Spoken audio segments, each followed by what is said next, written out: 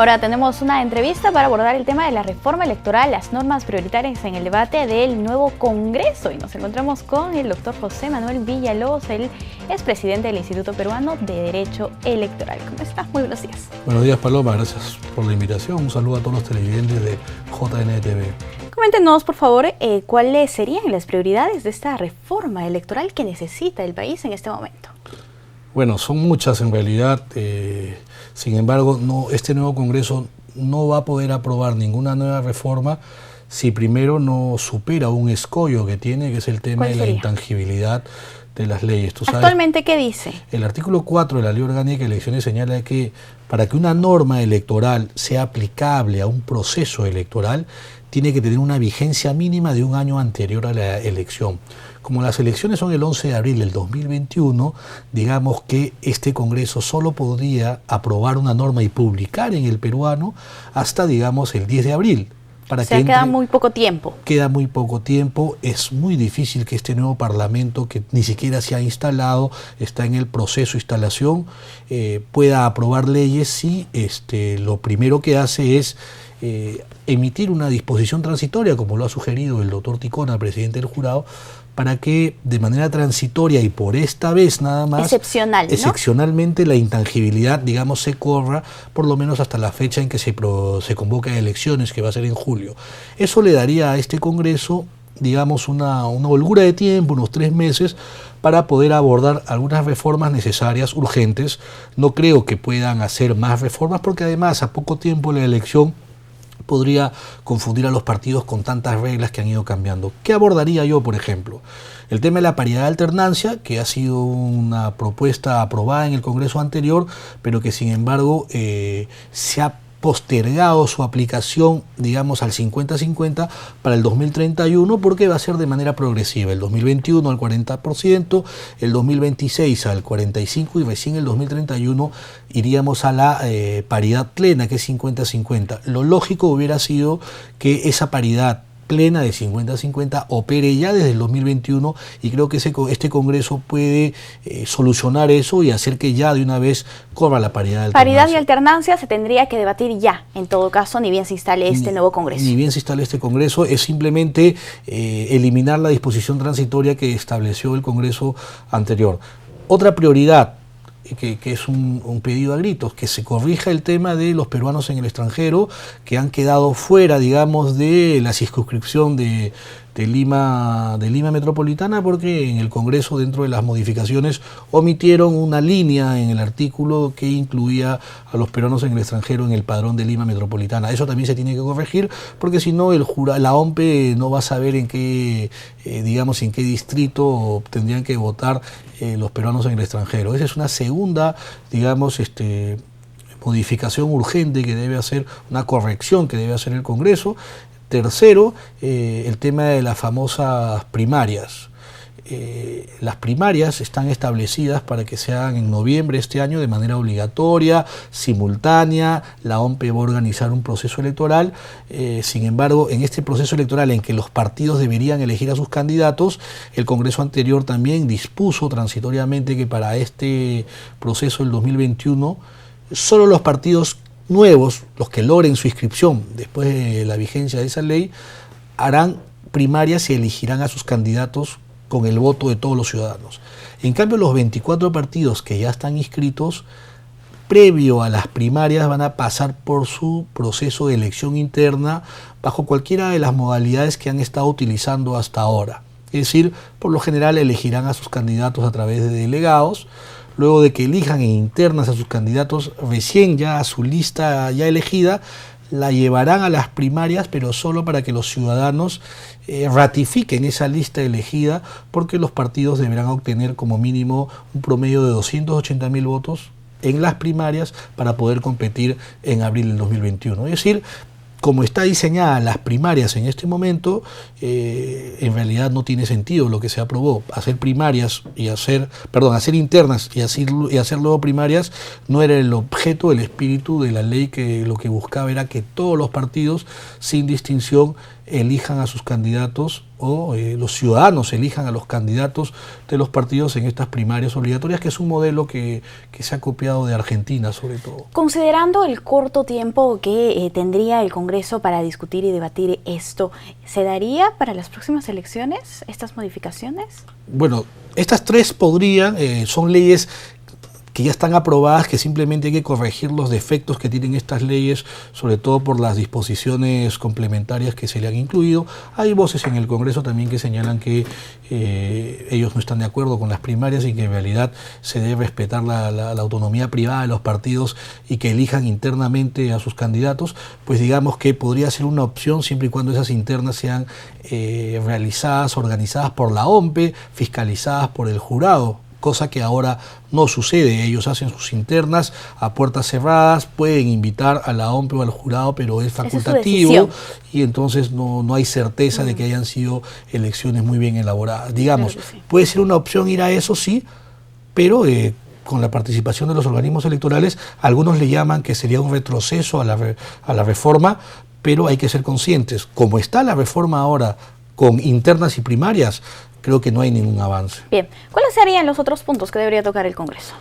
Bueno, si es posible, creo que el jurado les va a presentar nuevamente una versión del Código Electoral. Un anteproyecto que ya ha sido incluso esta es su cuarta versión, se presentó en el 2011, no se aprobó, luego el 2016 y el 2019 el jurado ha intentado que con este proyecto se apruebe un código que unifique toda la legislación electoral dispersa, que hay un promedio de 15 hasta 20 leyes que los operadores electorales tienen que aplicar y no todos la conocen. Creo que codificando, unificando la legislación, se podría facilitar la realización de los procesos electorales, la participación de los partidos y los candidatos. Creo que es cuestión de que el Congreso confíe, revise este trabajo minucioso que creo yo ha hecho el jurado y que lo apruebe. Pueden hacerle algunas modificaciones, pero creo que en el aspecto procedimental de las elecciones se mejoraría mucho con la implementación de un código electoral.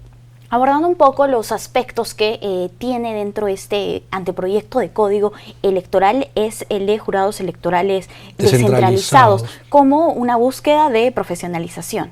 Sí, recordemos que actualmente los jurados electorales especiales, que son la primera instancia en materia electoral, son temporales, es decir, en este momento ya están desactivados porque la elección del Congreso Extraordinario ya concluyó, ya no hay jurados electorales especiales y recién luego de que se convoque a elecciones nuevamente se tendrá que conformar estos jurados que provienen de las Cortes Superiores, del fiscal de un distrito correspondiente y un ciudadano sorteado, personas que no están ligadas, digamos, al derecho electoral, al tema de los procesos electorales, que por una situación circunstancial son puestos en estos cargos, pero llegan sin conocimiento y luego de concluido el proceso electoral desaparecen y vuelven a sus funciones. Lo que plantea el jurado es que los jurados electorales especiales, por lo menos algunos jurados, sean permanentes, es decir, que independientemente de que exista un proceso electoral o no, estén constituidos, porque hay actividades electorales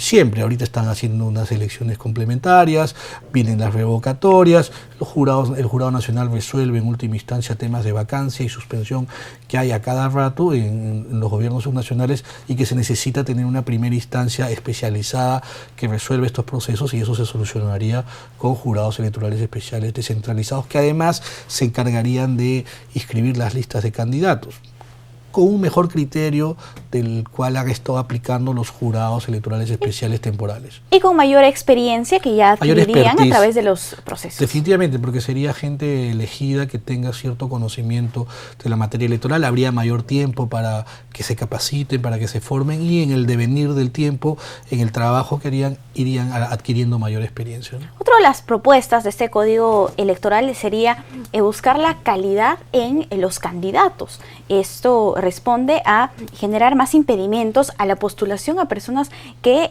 tienen sentencia en primera instancia. Bueno, eso es una modificación a la Constitución que el Congreso anterior dejó aprobada en primera votación. Me olvidé decir que una prioridad de este nuevo Congreso sería concluir la aprobación de esta reforma. Ya está, como te dije, aprobado en primera votación que se impida la postulación de aquellos ciudadanos que han tenido una condena por delito doloso en primera instancia. Si vamos a una segunda votación y eso se aprueba, se reforma la Constitución, podría ya ese impedimento aplicarse para las elecciones del 2021. Sería una medida, digamos, saludable, ¿no? Bien, otro de los aspectos es la cuota indígena, que también tendría que debatirse. Sí, bueno, actualmente la cuota solo existe para elecciones subnacionales y sobre todo en los lugares que tienen provincias o regiones que tienen estas comunidades.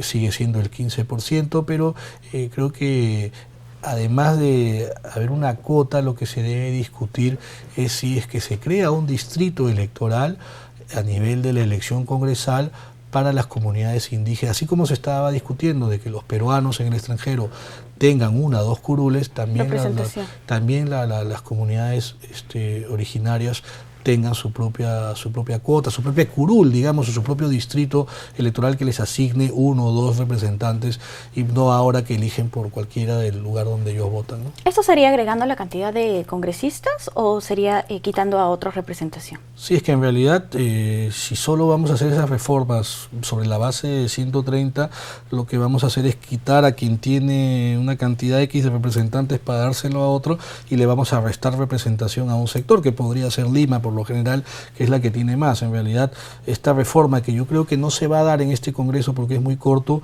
sería hacer un rediseño de la representación de las circunscripciones y de la totalidad incluso de los representantes que tenemos en el Congreso. En realidad un Congreso de 130 para 30 millones de habitantes es un Congreso muy pequeño, digamos, debería crecer, pero es impopular decir eso porque incrementar el número de congresistas o discutir que hayan 2 cámaras se considera que eso incrementaría el presupuesto, sería mayor gasto y por lo menos la población no está de acuerdo con eso. Pero es una medida, sería una medida saludable, más allá de que la calle lo desapruebe. En los hechos vamos a ver que eso va a mejorar la representación y podría mejorar la política en su conjunto.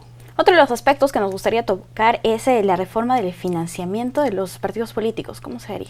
Bueno, se han dado algunos avances en el tema del financiamiento de los partidos. Ya se ha prohibido, por ejemplo, en el referéndum del 2018, que los partidos ya no inviertan recursos privados en la campaña publicitaria, es decir, los partidos, y ya pasó en esta elección, que los partidos no podían contratar spots en radio y televisión. Eso lo que ha hecho es eliminar las asimetrías de quienes tenían más recursos para hacer campaña en radio y televisión de quienes no lo tenían, y además que encarece la campaña. Eso ya está prohibido, sin embargo falta desarrollar esa prohibición que está en el ámbito constitucional a nivel de la legislación, porque si bien es cierto la Constitución prohíbe contratar spots en radio y televisión, a nivel en la ley no se establece cuál sería la sanción para quien incumple esa prohibición. Creo que falta corregir eso. Luego lo que falta es establecer que en la campaña, por ejemplo ahora que el jurado ha concluido la elección de los congresistas, ¿no?, de este nuevo Congreso. Durante la campaña nosotros no hemos conocido cómo es que han financiado su campaña o cuánto han gastado. Recién vamos a conocerlo después de que el jurado publique la resolución de cierre del proceso. Habrán 15 días hábiles para que los candidatos presenten su rendición de gastos de campaña. Es decir, vamos a tener esa información luego de las elecciones. Eso creo que se debe corregir para que dentro de la campaña, dentro del proceso electoral, por lo menos se pueda conocer 1 o 2 veces en 2 periodos diferentes cuánto es lo que están invirtiendo los candidatos y los partidos en las campañas electorales. Bien, realmente es importante. Muchísimas gracias por estar Paloma, aquí con nosotros en JN Noticias. Nosotros hemos conversado con José Manuel Villalobos sobre la reforma electoral, las normas prioritarias para el debate de este nuevo Congreso. Vamos.